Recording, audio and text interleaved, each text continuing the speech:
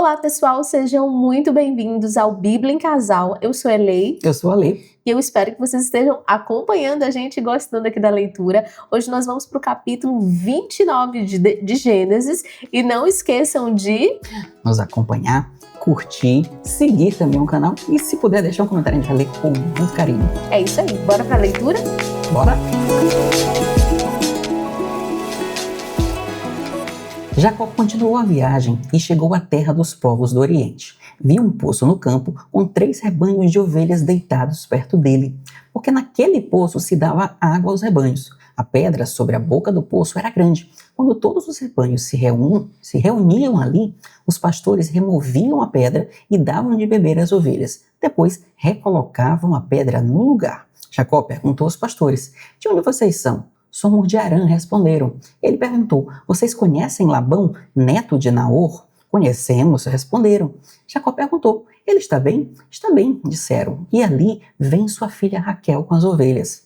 Jacó disse: "Ainda é pleno dia, não é hora de recolher os rebanhos. Deem água às ovelhas e levem-nas de volta ao pasto." Eles responderam: "Não podemos até que todos os rebanhos estejam reunidos e a pedra seja removida da boca do poço."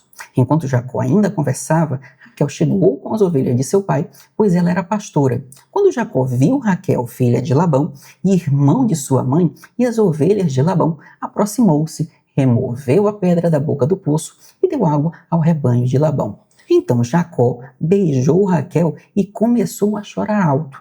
Jacó contou a Raquel que era parente de seu pai, filho de Rebeca. Então ela correu e contou tudo ao seu pai. Assim que Labão soube da notícia, correu ao encontro de Jacó, abraçou-o, beijou-o e levou-o para casa. Jacó contou tudo a Labão. E este lhe disse: "Você é sangue do meu sangue." Então Labão disse a Jacó: "Só por ser meu parente vai trabalhar de graça? Qual deve ser seu salário?" Labão tinha 2 filhas. A mais velha se chamava Lia, a mais nova Raquel. Lia tinha olhos meigos, mas Raquel era bonita de porte e de rosto. Jacó estava apaixonado por Raquel e disse: "Trabalharei para você 7 anos em troca de Raquel, sua filha mais nova." Labão respondeu: "Melhor dá-la a você do que a outro homem. Fique comigo." Assim, Jacó trabalhou 7 anos por Raquel, mas pareceram poucos dias pelo tanto que amava.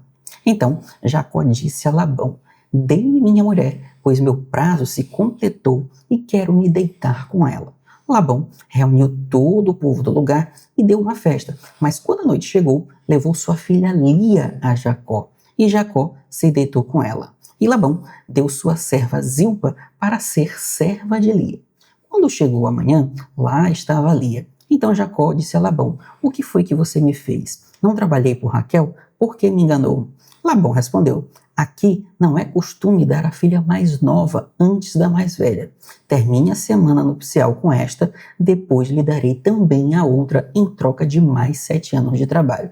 Jacó concordou, terminou a semana nupcial com Lia e Labão lhe deu sua filha Raquel como mulher. Labão deu sua serva Bila para Raquel. Jacó deitou-se também com Raquel e amava Raquel mais do que Lia e trabalhou para Labão outros 7 anos. Quando o Senhor viu que Lia era desprezada, concedeu-lhe filhos, mas Raquel era estéril. Lia engravidou e deu à luz a um filho e o chamou de Ruben, pois disse: "O Senhor viu a minha infelicidade, agora meu marido me amará." Lia engravidou de novo e deu à luz a um filho e disse: "O Senhor ouviu que sou desprezada e me deu mais este", e o chamou de Simeão. Lia engravidou novamente e deu à luz a um filho e disse: "Agora finalmente meu marido se apegará a mim, pois já lhe dei 3 filhos." Por isso deu-lhe o nome de Levi. E, mais uma vez, Lia engravidou e deu à luz a outro filho e disse: "Desta vez louvarei ao Senhor." Por isso deu-lhe o nome de Judá. Então parou de ter filhos. Amém. Amém. Bora pro resumo? E vamos para o resumo. Então, no resumo de hoje, Jacó chega a Harã e encontra um grupo de pastores junto ao poço. Logo chega Raquel, filha de Labão, e Jacó, emocionado, beija e chora. Jacó passa a morar com Labão e propõe trabalhar por 7 anos para casar-se com Raquel, por quem está apaixonado. O tempo passa rapidamente devido ao amor que sente. No entanto, após o prazo, Labão engana Jacó e na noite do casamento entrega Lia em vez de Raquel. Na manhã seguinte, Jacó percebe o engano, questiona Labão, que justifica que é costume do local casar primeiro a filha mais nova e depois a mais velha. Labão propõe, após completar semanas de núpcias com Lia, que Jacó poderia se casar-se com Raquel, desde que trabalhasse mais 7 anos. Jacó aceita, casa-se com Raquel e cumpre o tempo combinado. O texto finaliza mostrando que Lia era desprezada. O Senhor lhe concedeu filhos, Rúben, Simeão, Levi e Judá. São as tribos, né? Enquanto isso, Raquel era estéril. Que triste, né? Essa história é bem delicada. É isso aí. Bora para os aprendizados? Mas antes temos uma imagem. Ah, é verdade. Bora lá. Vamos dar uma olhada aqui na imagem. Nossa, olha, Jacó conhecendo Raquel no poço. E ali deve ser, quem será aqueles dois atrás? Eu acho que era Labão e algum pastor, talvez, Provavelmente. Né? Muito lindo. Essas imagens que nós estamos gerando, elas são incríveis, né? São, sempre me lembra a pintura óleo sobre tela, essas coisas assim. Muito legal. Muito artístico, né? Muito bacana. Essa aí é danada. Dá pra gente botar nos quadros, né? Dá pra fazer uns bons quadros. Legal. Mas então vamos para os aprendizados. Né? Agora sim. Já tô querendo adiantar. E aí, meu bem, o que achaste desse capítulo? Então, uma coisa que eu acho que é que mais me chama a atenção nesse capítulo é o quanto, a gente já falou sobre isso, estamos repetindo inclusive a fala, porque eu acho que vai se repetindo em alguns capítulos, mas o quanto a vida te devolve, né?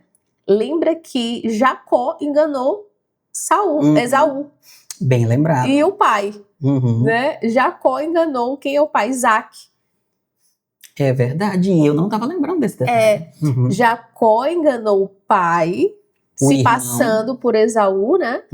Recebendo a bênção no lugar, e olha o que acontece. Inclusive, falando sobre isso. E depois ele enganou também o irmão. Enganou o irmão.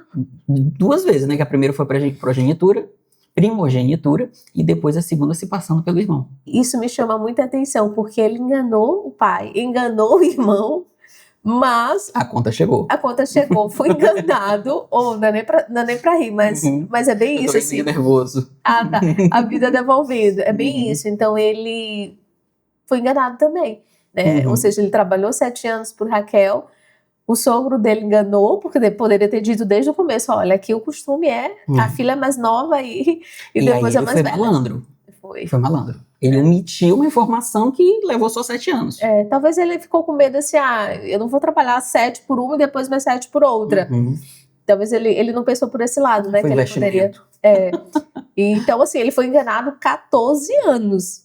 Né? Ainda vai ter muita coisa aqui nessa história que a gente vai aprender, mas eu acho que fica o aprendizado de que, assim, o que você planta, você colhe. Às vezes não é o agora, mas em algum momento desse tempo, você vai colher o que você plantou. Por isso esse cuidado de estarmos, né, agindo corretamente com as pessoas, fazermos coisas dentro do direcionamento de Deus, repensar nossas atitudes, porque eu acho que erros e falhas fazem parte desse processo, né? Todos nós falhamos, todos nós erramos, e essa capacidade de se arrepender, de pedir perdão, de ressignificar, ela é importante nesse processo, né? Para que a gente possa não colher, né, tantas coisas negativas, né, quando a gente planta coisas negativas, não é isso? Eu também concordo. Uma coisa que me chamou a atenção, que eu acho que é interessante, é que às vezes a gente tem o seguinte: quando a gente quer muito uma coisa, às vezes a gente esquece, e a gente também já falou sobre isso outras vezes, da questão do tempo. E às vezes o tempo é um filtro para saber até que ponto você está disposto ou você quer tal coisa. Né? Ele trabalhou 7 anos, que não é pouca coisa. E depois ele trabalhou mais 7 anos, ou seja, foram 14 anos. Uma vida, né? Para ele... É uma adolescência aí. Exatamente. Foram 14 anos para ele ter Raquel, né? Então, assim, lógico que ele teve aí o meio prêmio. Porque foi depois assim, da noite de núpcias, né? Vamos chamar de um meio prêmio, vamos dizer assim, porque ele foi só para abaixar a poeira, né? E daí mais 7 anos. Mas o que eu fiquei pensando é o quanto a gente está disposto a esperar, né? E aí também nós já conversamos que assim, eu sempre falo para a boca que existe uma linha muito tênue entre a teimosia e a resiliência. Isso é legal. Ser resiliente é você não desistir, você continuar, e eu vou tentar de novo. E às vezes você não é resiliente, você é só teimoso, né? Você fica dando um murro em ponta de faca até dizer já chega, né? Então assim, até que ponto hoje em dia a gente acharia Jacó resiliente, ou ele apenas foi teimoso porque ele queria Raquel de qualquer jeito e ele estava em um processo obsessivo, por exemplo. Então assim, por isso que eu digo que o tempo às vezes ele é o filtro para você decidir, para o universo decidir se você está disposto, se você está preparado, né? Às vezes não é o momento para você entrar em algo ou sair de algo, né? Então ele acaba sendo esse ponto bem interessante que me chamou a atenção. Nossa, e é interessante o que você está falando, porque assim, a Raquel era estéril. Então, assim, também foi um processo de aprendizado, sabe? Foi um processo de amadurecimento. Porque a gente vai, no próximo, né? Próximo capítulo, a gente vai entender o que vai acontecer com a Raquel. Se ela vai ter filhos ou não. Spoilers. Não vamos dar spoiler, mas também foi um processo de maturação. Porque naquele tempo, você ser casado com uma mulher estéril era como se fosse uma maldição, né? E era, na verdade, uma maldição. Para a mulher era né? muito complicado. Isso, para a mulher era terrível. Então, também foi um tempo importante para que Deus trabalhasse na vida dos dois, né? Porque eu acredito que não foi fácil para Raquel ver a irmã tendo filhos, a serva tendo filhos e ela não tendo nenhum, né? Eu acho que foi um processo difícil. Agora, ouvindo você falar, me chamou a atenção de uma outra coisa. Quanto às vezes a gente não enxerga o que é bênção e o que é maldição. Porque, por exemplo, ele recebeu uma mulher que não era a que ele queria, então foi uma meia bênção, vamos chamar assim. Porém, quando ele teve a mulher que ele queria, a mulher não podia dar filhos. Nossa. Mas a mulher que ele recebeu antes deu 4 filhos. Então, por exemplo, a mulher estava sendo desprezada, mas ela deu o que ele queria, que era filhos. Que era super importante. Que era muito importante. Porém, então assim, ele foi abençoado de um lado por algo que ele não poderia ter, mas ao mesmo tempo, quando ele teve a que ele queria, faltou o que a outra estava dando. Então assim, ele foi abençoado, mas foi amaldiçoado ao mesmo tempo. Então assim, acho que isso serve até pra gente, até que ponto quando a gente tem algo negativo ou positivo, se isso é uma maldição, se isso é uma bênção, e como é que eu estou enxergando essas duas? Porque dependendo do ponto de vista, pode ser uma bênção ou pode ser uma maldição. Não, interessante.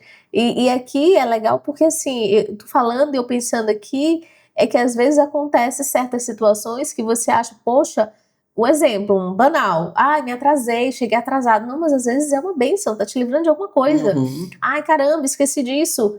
Mas se você não tivesse lembrado, você não teria aquilo. Então, assim, é claro que é muito difícil a gente ter esse feeling, né? Esse filtro de entender o que é bênção e maldição. Eu acho que é muito difícil, desafiador. Mas eu acho que aí entra tudo, você precisa ser grato, né? É a gratitude, assim, seja grato. Por dar certo, por dar errado, porque a gente não sabe o que tem por trás. O que tem por trás. Ou por cima. Ou o que vem de cima. Vem de baixo, não sei. Não, de baixo é mais... complexo. Mais complexo. É isso aí. Mas é isso, gente. Espero que vocês tenham gostado. Né? Qualquer coisa, deixa um comentário pra gente. Não se esquece de se inscrever no canal para você acompanhar tudo que a gente tem postado e tudo. Em breve também vamos estar postando uns vídeos com outras reflexões, algumas coisas além das leituras que a gente já faz aqui. Mas é isso. Por hoje é só, pessoal. Até mais, pessoal. Tchau, Até tchau. o próximo capítulo.